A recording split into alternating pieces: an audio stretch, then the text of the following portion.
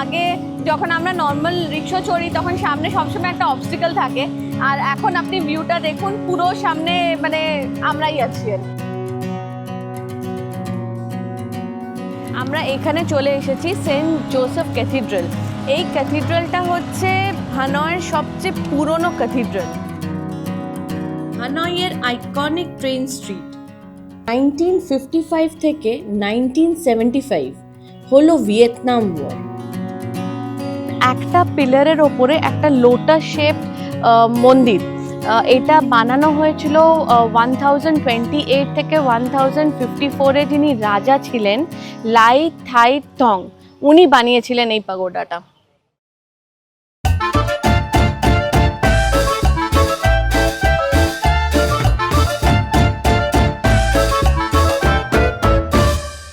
Welcome to greedy গাল্পার।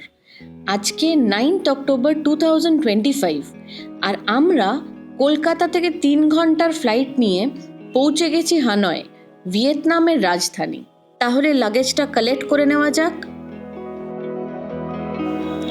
চলুন এইবার আমরা ভিয়েতনাম ঘুরে দেখি।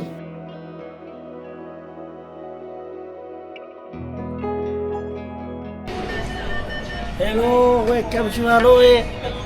Thank you. ভিয়েতনামের কারেন্সিকে বলে ডং, আর অ্যাজ অন ডেট 1 টাকার মূল্য হলো 300 ভিয়েতনামিজ ডং। তো ফাইনালি আমরা কত তুললাম? 15 লাখ ডং। 15 লাখ ডং কনভার্ট করে দেখবো কত।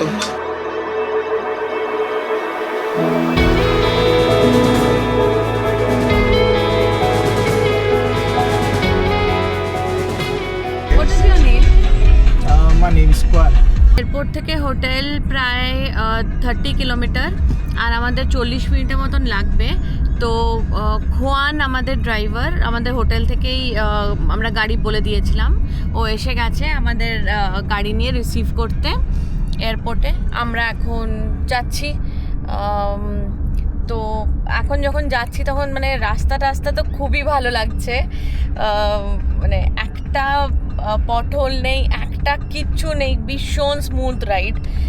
আর ট্রাফিকের ব্যাপারে তো এখন বলতে পারবো না, বিকজ এখন মিডনাইট, তো পরের দিকে বোঝা যাবে ট্রাফিকের কি সিচুয়েশন থাকে।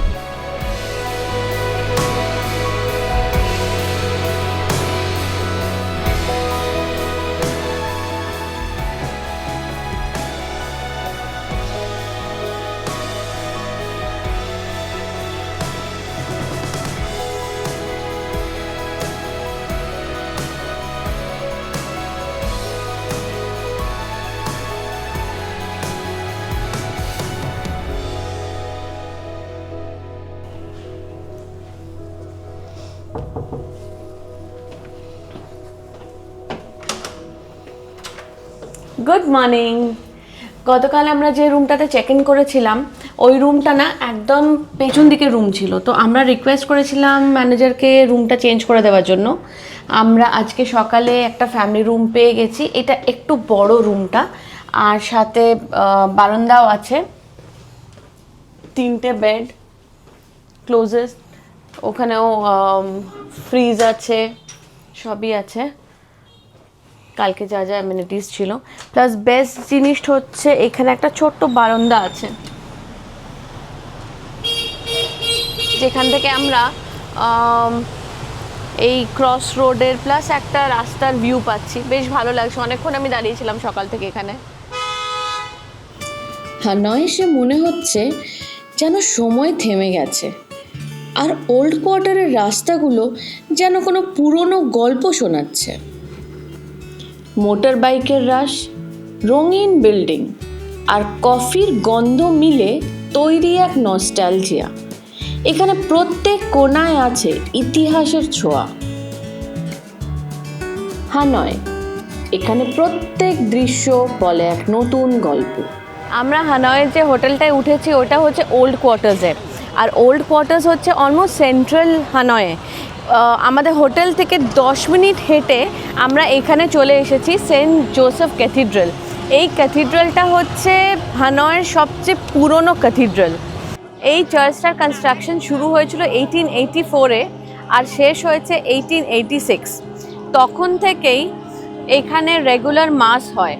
আর যদি দেখেন এই চার্চটার স্ট্রাকচারটা অনেকটা নটর ড্যাম দিয়ে প্যারেটসের মতন করে করা হয়েছে। এইটা one of the very oldest structures যেটা হানয়ে আছে।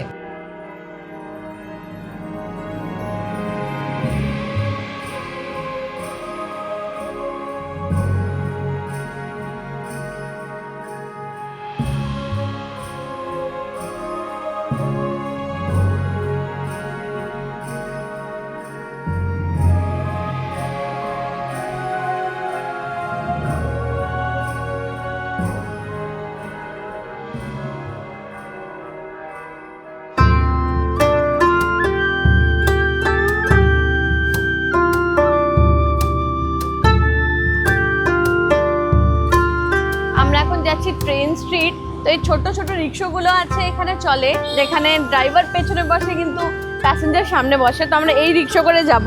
আমি এখন উঠছি এই রিক্সাটাতে।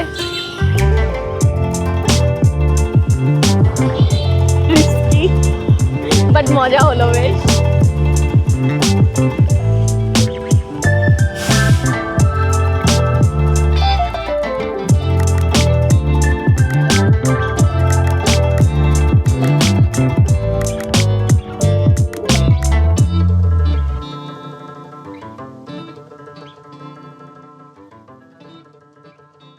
রিক্সা তো অ্যাকচুয়ালি সাউথ ইস্ট এশিয়া থেকে এসছে, আর আমাদের কলকাতা রিক্সা তো চায়না থেকে এসছে।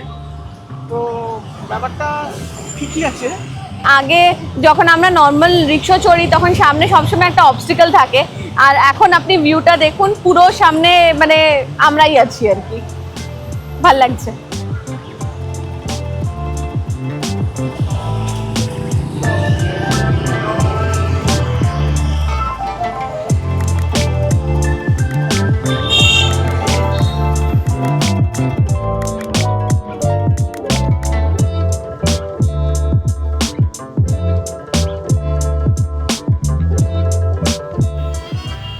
নেক্সট স্টপ হানয়ের আইকনিক ট্রেন স্ট্রিট। এটা একটা এক্সপিরিয়েন্স যা মিস করা যায় না।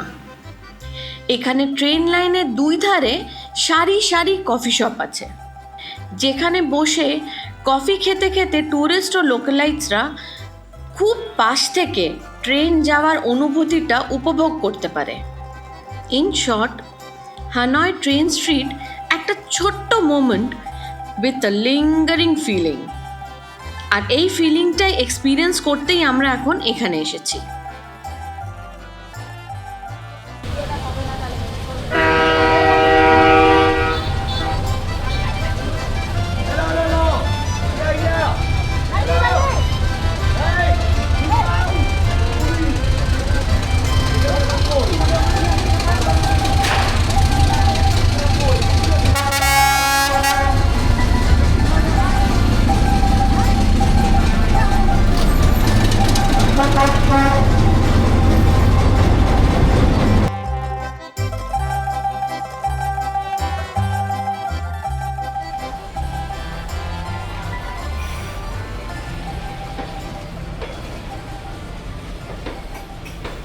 বাহ, দারুণ লাগলো এই এক্সপিরিয়েন্সটা।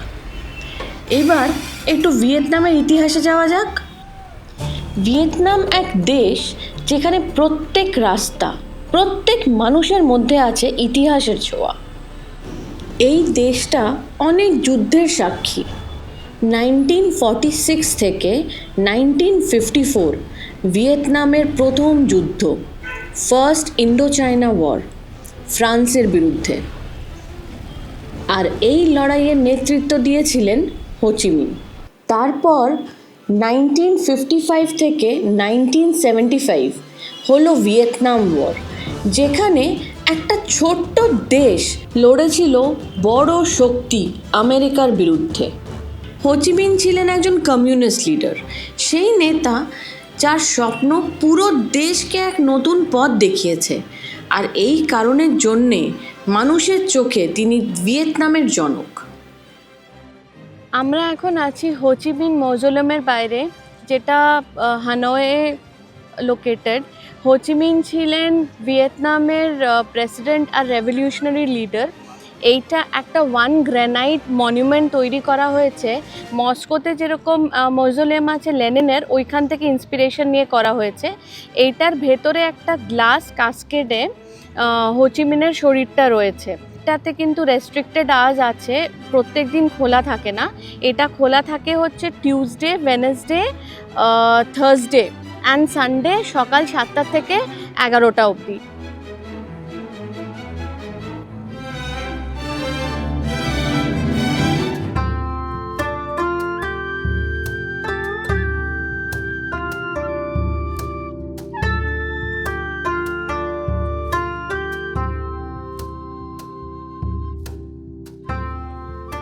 আমরা এখন এসেছি ওয়ান পিলার পাগোডা দেখতে। এটা ঠিক হোচিমিন মausoleum-এর পেছনেই লোকেটেড। এইটা যেরকম আপনি দেখেই বুঝতে পারছেন, একটা পিলারের ওপরে একটা লোটাস শেপ মন্দির। এটা বানানো হয়েছিল 1028 থেকে 1054-এ যিনি রাজা ছিলেন লাই থাই থং, উনি বানিয়েছিলেন এই পাগোডাটা।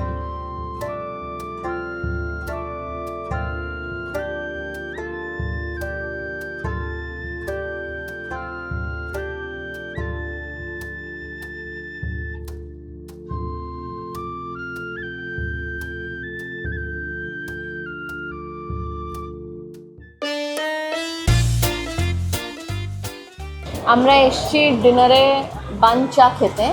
বান চা হচ্ছে একটা টিপিক্যাল ভিয়েতনামিজ ডিশ। এটা ভার্মিসেলি নুডলস দিয়ে, হার্বস দিয়ে একটা কম্বিনেশন আছে, যেখানে মিটটা আছে ফ্রাই করে স্যুপ বানিয়েছে। তো এবারে এটা কীরকম খেতে হবে জানি না। আর এটা খায় হচ্ছে অনেক গার্লিক আর চিলিজ দিয়ে।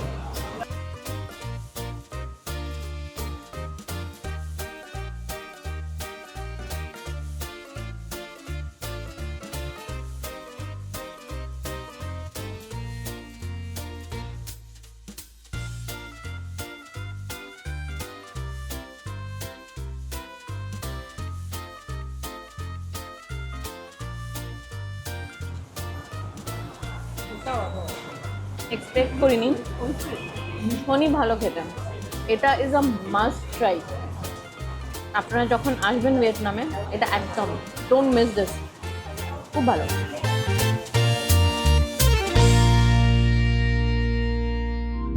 আমাদের ভিয়েতনাম সিরিজের প্রথম ব্লগটা ভালো লেগেছে তো? তাহলে গ্রিডি গাল্পার চ্যানেলটাকে লাইক, শেয়ার আর সাবস্ক্রাইব করে ফেলুন। আর বেল আইকনটা ডেফিনেটলি ক্লিক করবেন আপকামিং এপিসোডসের নোটিফিকেশন পাওয়ার জন্য। তাহলে এখন চলি, বাই বাই।